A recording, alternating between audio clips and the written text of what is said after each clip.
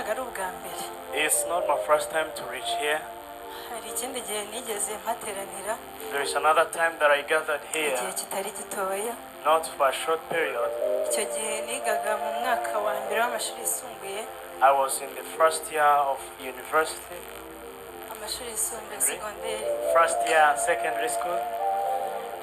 Impamvu inteye gushimira Imana. But the main reason nuko why I nabonye thank God abantu today twabanye is because I saw people that I've been with muri apostolique. in the apostolic ministry. Cyari igihe kigoye ubuzima bwanjye. It was a very difficult moment for me. Abantu twabanye barabizi. People I lived with know that. Nari naraje mvuye iwacu nje kwiga. I left home coming to school. Ariko mbana n'umubyeyi wanjye umbyara. But I lived with my parents. Cyambere igihe gikomeye kurusha iyindi myaka yose nabayeho ubuzima bwanjye. It was a very difficult moment for me, more than any other moments that I lived in life. Tugeze mu gihembwe cya nyuma ngo umwaka urangire ndangiza umwaka wa mbere. In the last term of the first year secondary, Nari naragiye mu biruhuko iwacu. I had gone for vacations at home. Ngaruka nzi ko ngarutse mu rugo nk'ibisanzwe. Then I came back as just going home as usual. Ariko nsanga ntibagihari. But I found them no longer there. Kandi barangije barambwira ngo ushaka uko ubigenza. And they told me find any other way to do. Nigaga mu wa mbere umwana mutoya cyane. I was in the first year secondary school. Nta kundi ko nari kubigenza usibye kujya mu rusengero. I had no any other option other than going to the church. Baramfungurira ninjira mu rusengero. They opened for me the church and I entered.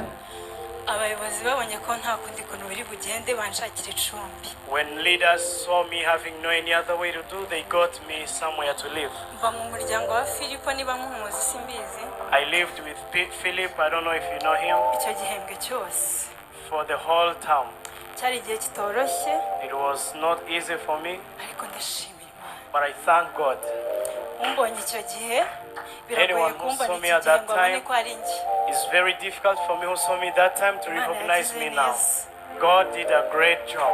Hallelujah, Hallelujah, hallelujah. Imana ishimwe yuko yangiriye ubuntu Praise n'ibambe. be to God that He was gracious to me Ikantoranyiriza gukora umurimo and wayo. appointed me for Kandi His ikansohora muri ministry icyo gihe amahoro. and took me out of that Tukagumana condition in kugeza uyu peace. munsi. And I'm still with God up to now. Byangoye kubigumana. It was difficult for me Ariko to Imana remain with ishimirwe it, yagize but neza. I really glorify God for that.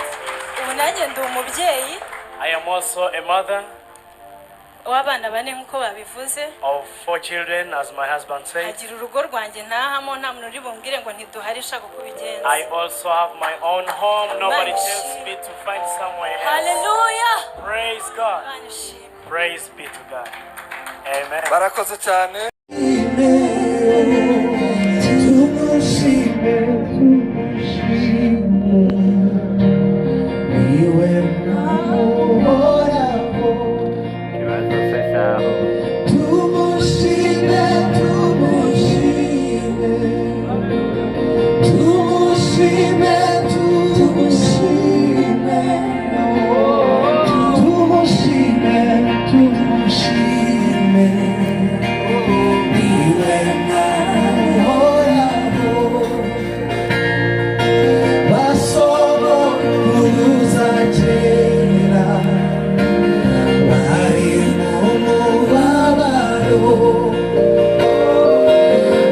Abagirira imbabazi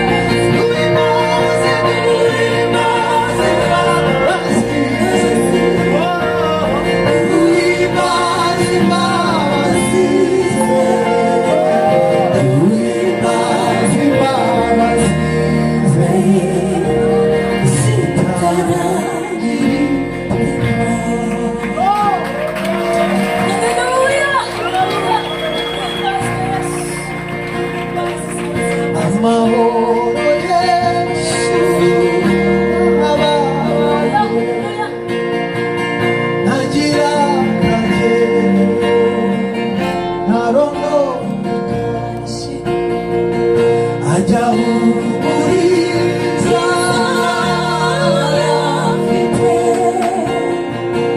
utayatana muba wayakurwaho amahoro Yesu abantu be agira ntarongoreka agahumuriza